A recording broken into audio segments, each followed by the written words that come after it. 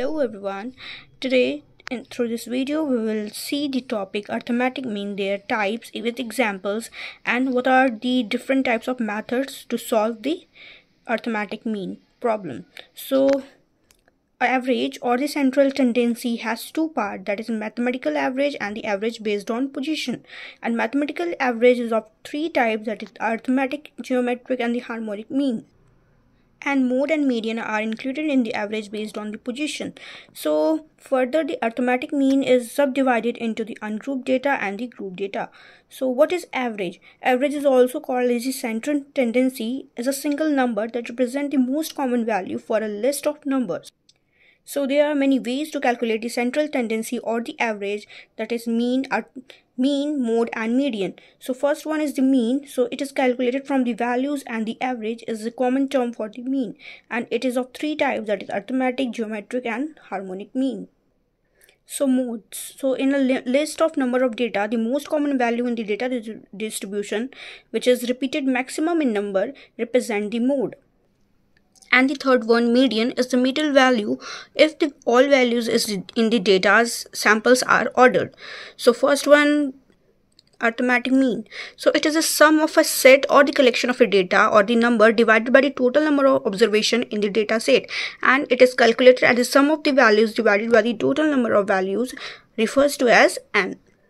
So here is the formula of average mean, which is represented by the x bar is equal to sigma x by n, where n is the number of observation. So हम लोग यहाँ पे देख सकते हैं कि x बार जो है वो एवरेज मीन है, और सारे डेटास को ऐड करने के बाद जो भी आता है उसको टोटल नंबर ऑफ ऑब्जर्वेशन से डिवाइड करते हैं तो हमारा एवरेज मीन निकल जाता है. So it is the most commonly used mean, although it may not be appropriate in some cases. So here are the steps how to calculate the arithmetic mean. So first we have to arrange the data either in the ascending or the descending order. Then range is calculated. तो range निकालने के लिए हम लोगों को highest values minus lowest value of the data करके हम लोग range निकाल लेते हैं. Then we should make a different classes, and the midpoint of each class should be calculated. So we can understand better through an example. So there are different ways to calculate the arithmetic mean. So method, first one is the direct method, then frequency distribution method, midpoint value method, shortcut method, or the division method, and the step deviation method. So first one is the direct method, and it is very simple process. So इसमें क्या करते हैं ना कि सारे details को add करने के बाद total number of observation को divide करते हैं तो हमारा x bar निकल जाता है, that is average mean. So here is an example.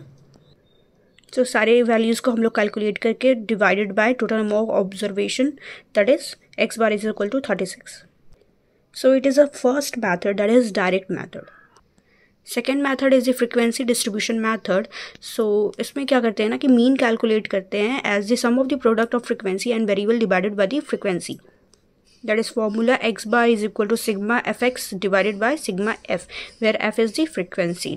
So हमारा जो प्रीवियस डेटा था तो उसमें 20 जो है एक बार आया था, 30 जो है वो 2 टाइम्स थे, 35 जो है 3 टाइम्स थे. इसको सम अप करके हम लोग 10 नंबर ऑफ ऑब्जर्वेशन था. देन फिर इसको एफ करते हैं, दैट इज़ 20 इंटू 120, 30 इंटू 260, और उसके बाद इसको सम अप करते हैं तो 360 आता है. उसके बाद according to the formula the sigma F X divided by sigma F is equal to 360 divided by 10, that is answer is 36. Third method of the average mean is the midpoint value method, also called as the class interval method. Here is the formula, that is x bar is equal to sigma fx divided by sigma f, where x is this small n, so it is represented by small x. Small x is the midpoint.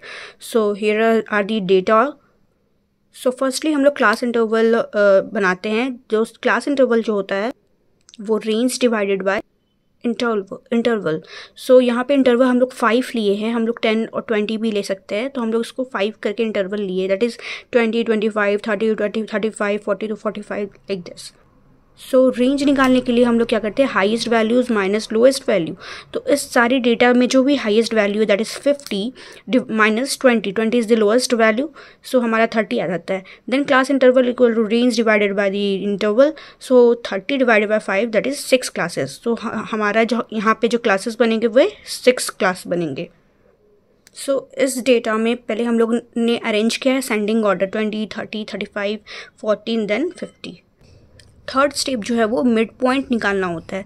तो first step हमारा क्या था, पहले range निकाले हमने, highest value minus lowest value, then class interval हमने निकाला जिसमें 6 क्लासेस आते हैं, एंड देन मिड पॉइंट निकालता है। तो मिड पॉइंट निकालने के लिए lower limit plus upper limit divided by 2।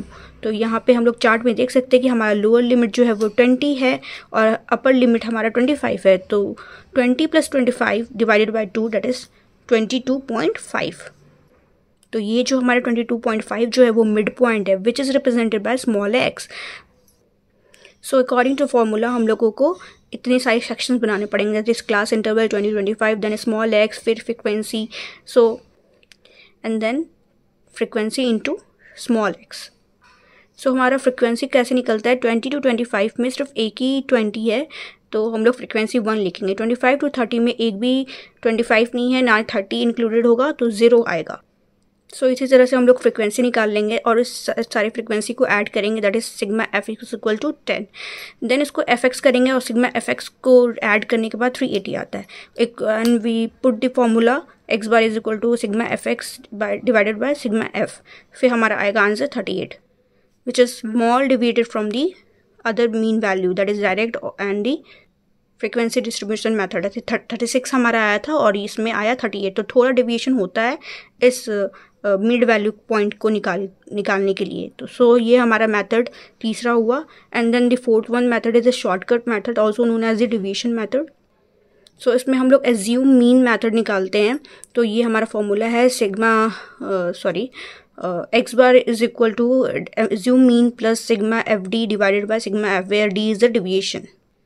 Again हमारा यहाँ पे डेटा है, तो हम लोगों ने पता कर लिया था कि क्लास इंटरवल कैसे निकाला जाता है। तो क्लास इंटरवल का हम लोगों ने एक चार्ट बनाया है। Then small X which is denoted by a small X जो कि मिड पॉइंट डिनोट करता है। Then frequency and then this is the deviation, और एफ इंटू डी करेंगे तो ये हमारा सिग्मा एफ डी निकल जाएगा। सो एक कॉलम, दो कॉलम, तीसरा कॉलम, ये 3 कॉलम जो वो प्रीवियस मेथड के थ्रू हम लोग निकाल लेंगे। हम लोग को यहाँ पे देखना है कि डी कैसे निकालते हैं और एज्यूम मीन मेथड कैसे निकालते हैं। तो फर्स्टली हम लोग एज्यूम मीन निकालेंगे जो कि मिड पॉइंट जो है होता है lowest plus highest divided by 2, that is lowest mid point हमारा 22.5 है और हाईएस्ट हमारा 47.5 है। इस दोनों को ऐड करने के बाद 2 से डिवाइड करेंगे तो हमारा निकल जाता है एज्यूम मीन दैट इज 37.5। तो इस चार्ट में मिड पॉइंट को हम लोग एक मार्क कर लेंगे ए के थ्रू कि ये this is our assume mean value. So deviation calculate करने के लिए एक फॉर्मूला है that is small X minus A which is small X is the mid point. So mid point minus assume mean करेंगे तो हमारा वैल्यू निकल जाएगा डी। तो यहाँ पे देखते हैं, तो ये एज्यूम मीन 37.5 माइनस 22.5, तो यहाँ पे देखेंगे ये हमारा वैल्यू आता है 15। तो हम लोग नेगेटिव पॉजिटिव दोनों को लेके चलेंगे, दैट मीन्स कि 22.5 माइनस 37.5, सो वैल्यू हमारा नेगेटिव में आता है दैट इज़ माइनस 15। और यहाँ पे हम लोग ने एक चीज़ छूट गया, जैसे कि यहाँ पे 70 डिवाइड बाई 2 35 करते हैं तो हम लोग नियरली वैल्यू को लेते हैं। 35 है, 35 से रिलेटेड यहाँ पे 37.5 है which is a near value, तो इसलिए इसको एज्यूम मीन हम लोग लेते हैं कि 37.5 is our assume mean value. So D निकालने के लिए हम लोग क्या सिंपली करते हैं, assume mean mid point minus assume mean करते हैं। सो यहाँ पे 22.5 माइनस 37.5, देन 27.5 माइनस 37.5, ऐसे ही हम लोग डी निकाल लेते हैं।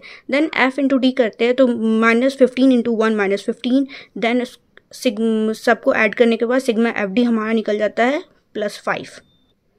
अब हम सारे वैल्यूज़ को इस फॉर्मूला पे पुट करते हैं, that is X bar is equal to assume mean plus sigma F D divided by sigma F, where assume mean value is equal to 37.5 plus 5 divided by 10, हमारा आंसर आता है 38 which is similar to the previous one. And the last method of the arithmetic mean is the step deviation method, which is represented by d dash. So step deviation method का formula ये है, x bar is equal to assume mean plus sigma f d dash divided by sigma f into I. I is the class interval and d dash represent the step deviation. So ये हमारा next chart है, ये class हमारा class interval है, then ये small x mid point है, frequency है, D है. हम लोग अब डी डैश निकालने के लिए देखते हैं. और डी हम लोग को पता है कि assume mean small X minus A is equal to D. So 22.5 minus 37.5 करने के बाद हमारा डी निकल जाता है. देन हम लोग डी डैश के लिए देखते हैं कि क्या कर सकते हैं. तो D dash simply D dash is equal to D divided by I. So D हमारा निकल गया -15 डिवाइडेड बाय 5, क्योंकि हमारा क्लास इंटरवल 5 पे हम लोग लिए हैं, 20, 25, 25 to 30. तो हम लोग उसको 5 से डिवाइड सिंपली कर देंगे तो हमारा डी डैश निकल जाएगा. देन एफ डी डैश करेंगे तो उसको मल्टीप्लाई कर देंगे 1 into -3, that is -3, 0 into -2 0, then 2 into 1 that is 2. फिर सारे को समअप करने के बाद हमारा ये 1 आंसर आता है. फिर सिंपली इस फॉर्मूला को हम लोग पुट करते हैं सारे वैल्यूज़ को. तो हमारा एज्यूम मीन हम लोग पहले निकाल लिए 37.5 plus sigma F D dash हमारा 1 आता है. 1 divided by frequency number of total number of observation that is 10 into I is the class interval. फिर हमारा आंसर आ जाता है 38. सो इस तरह से हम लोग कैलकुलेट कर सकते हैं. Next is the merit of the arithmetic mean. It is easily defined. It is least affected by the fluctuation of sampling. It provides a good comparison point.